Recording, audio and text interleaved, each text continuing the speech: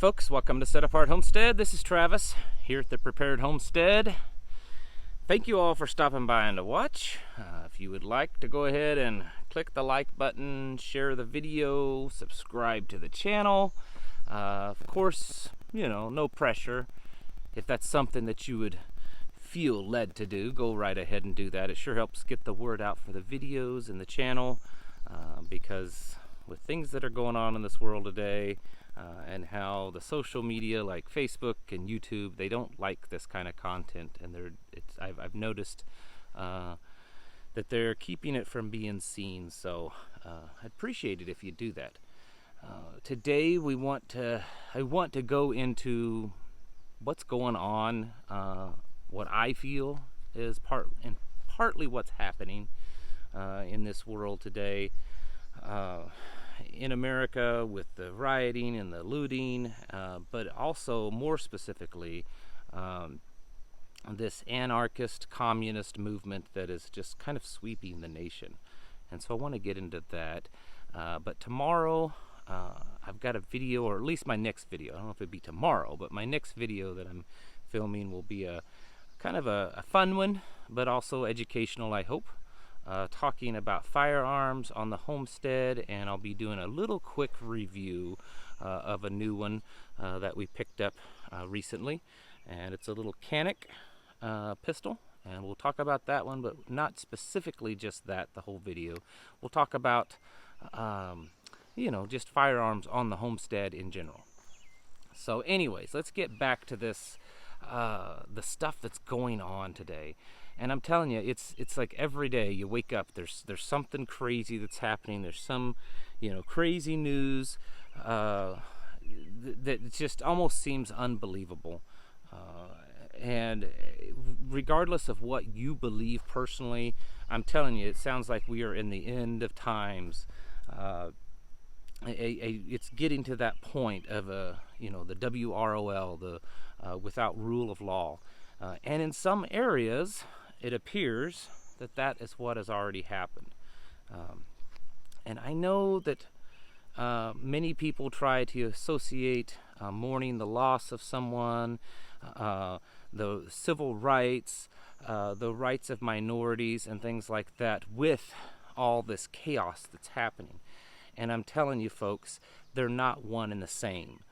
I have personal friends that are minorities, and they've flat out told me that they absolutely despise the stuff that's going on, because it really hurts their cause more than it helps. Because what is happening today is communists and anarchists and world globalist Illuminati are co-opting something that actually is a good cause, and that's civil rights and the rights of each to be equal, and putting proper checks and balances on our law enforcement and on our government, which is always there. It should always be there. We should always want that. We should always, as conservative or libertarian-minded or limited government-minded people, we should always be in favor of putting checks and balances and monitoring our government so that they don't become too powerful and too controlling and trample upon our rights. And so in that part of the argument, I'm all for, but that's not what they're doing. They're co-opting that, and they're making it part of this, communist-type revolution that we're seeing sweeping across the nation. And I hate it for minorities. I've spoken to friends that I said, I really hate it because, it's totally destroying their cause. For being heard and for seeing true equality in this nation, and that's what we need. And I'm not talking about where one group of people gets special treatment over another. That's not equality. But anyways, the point of the video is we're going to talk about just the chaos that's happening, and I want to focus in on an area. If you've been following it all online, they're calling it CHAZ, C-H-A-Z. It's an acronym for Chapel Hill Autonomous Zone. It's an area, neighborhood in Seattle that these Antifa and Black Lives Matter activists, terrorists, whatever you want to call them, have taken over about a 6-block area. They've pushed the police and government out, and they've claimed it as their own territory now, that it's no longer part of the United States, and they are running it as this anarchist, communist utopia. Yeah, and it's ridiculous. If any of you have followed any of it, there are people posting videos and stuff that's been taken in that area, and it's a laughing joke. I mean, it's absolutely just, I can't even think of the right word to describe it. It's ridiculous, to say the least. What these people are trying to do, these kids, these that have no life experience, they've never worked, they just think everything should be free and should be handed to them, and that's what they're trying to create, this utopia. And guess what? It's not really working. And there's a lot of violence that's coming out of it. And so for many of us sitting back, we see this and we kind of laugh at it, and I do. You know, we laugh at it and like, yeah, these guys are really going to take over. They're so threatening, right? Well, here's the thing: we should be aware of what's going on, and we should take it seriously somewhat, because what we are seeing in America today, with the riots, with the division within the racial communities of pitting one race against the other, of one political party against another, of working class people, all this kind of stuff that we are seeing, and it's been going on for several years, but it's really picking up speed. It's starting to build momentum in the last year or two, especially since the president got elected. And then now with the rioting and with the looting, with the chaos, the anarchy, and then we're seeing this one area that they have established, this autonomous zone, and they're apparently going to try it in other cities. What worries me about all this is that it is almost right out of the playbook of the communist revolution in Russia back in the early 20th century. If you go back and you study that history, most people are aware of at least some of the history of communist Russia when it was under communist rule.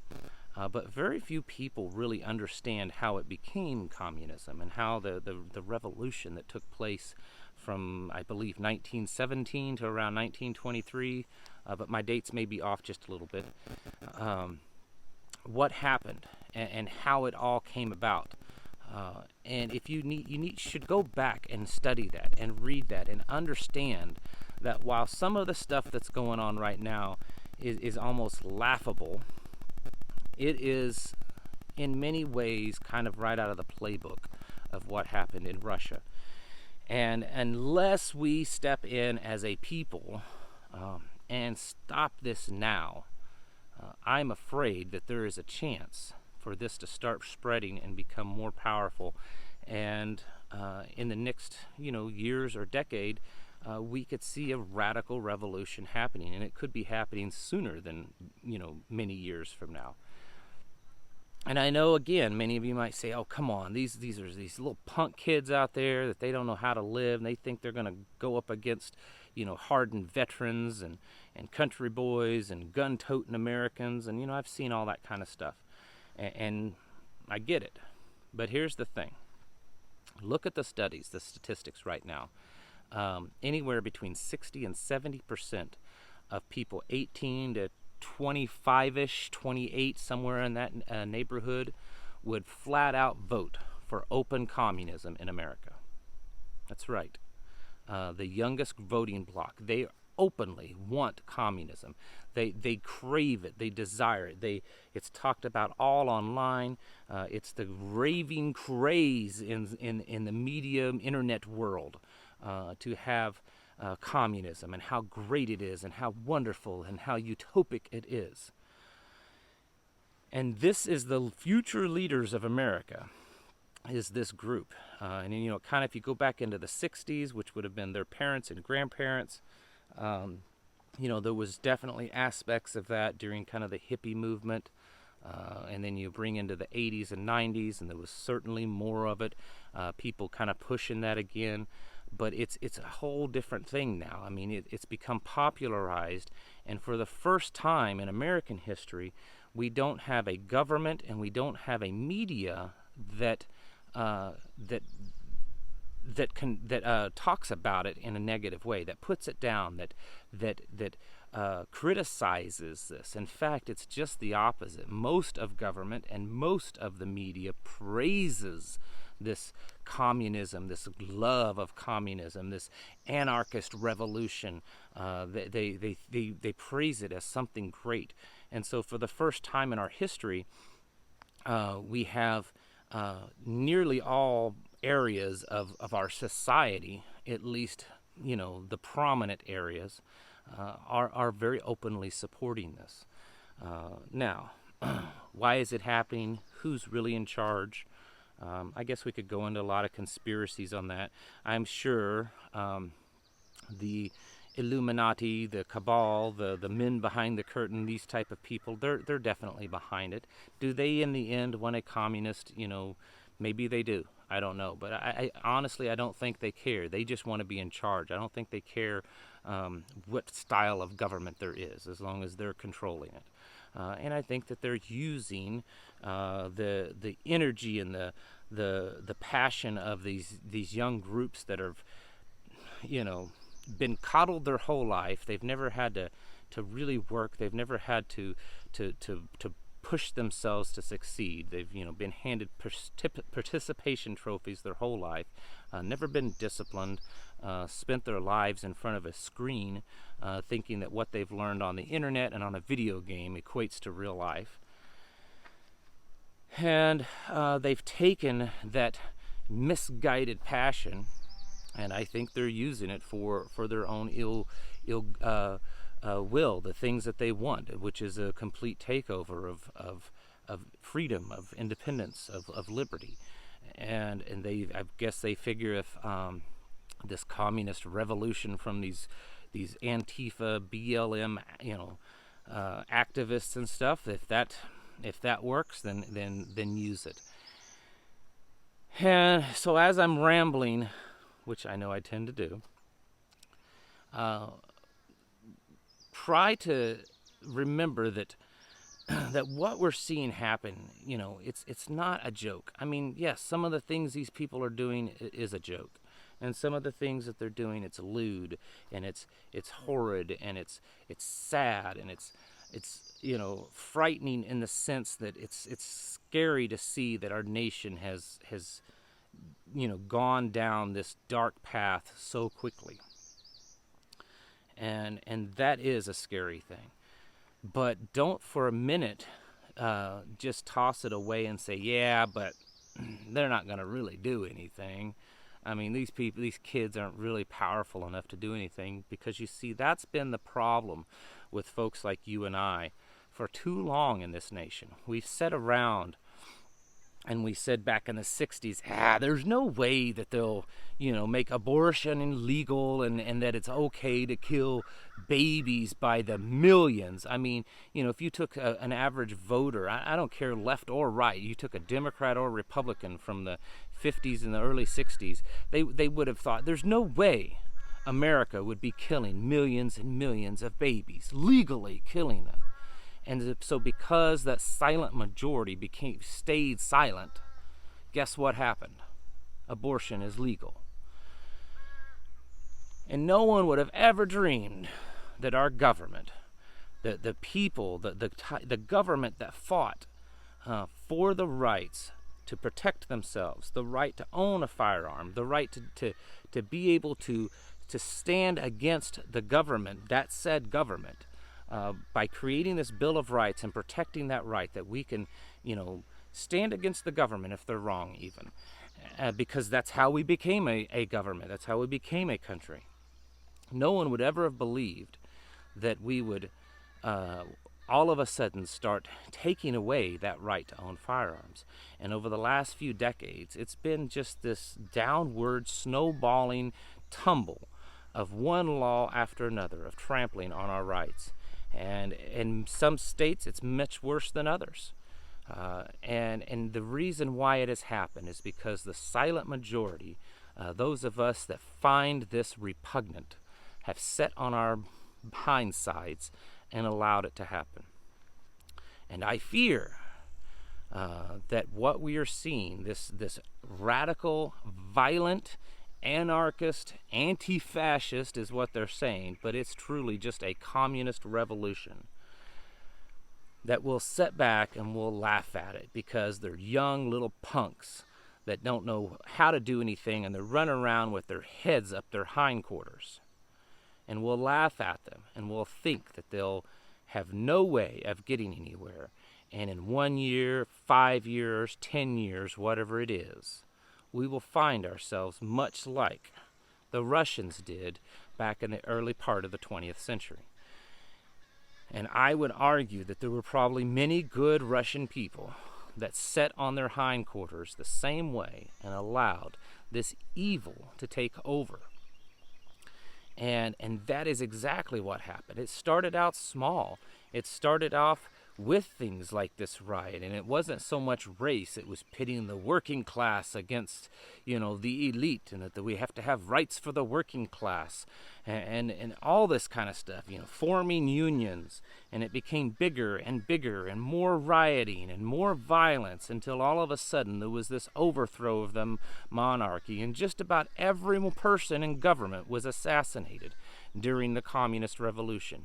There have been tens of millions of people, hundreds of millions of people on this planet have died over the last century or so due to communism. And it's happened because good men did nothing. And I believe with all the things that's happening right now, we've got virus, we've got economy issues, we've got food issues, we've got natural environmental issues, all these things that are happening at the same time. It is absolutely ripe for something like a communist revolution. There are enough people that are upset just in general. They don't care what they're upset over, and they don't care what they'll get instead of what we have. They just want to fight something. They just want to stand up because they're upset at all the junk that we've had to deal with over the last, few years, and especially few months. Don't think that some type of revolution like that could not happen overnight.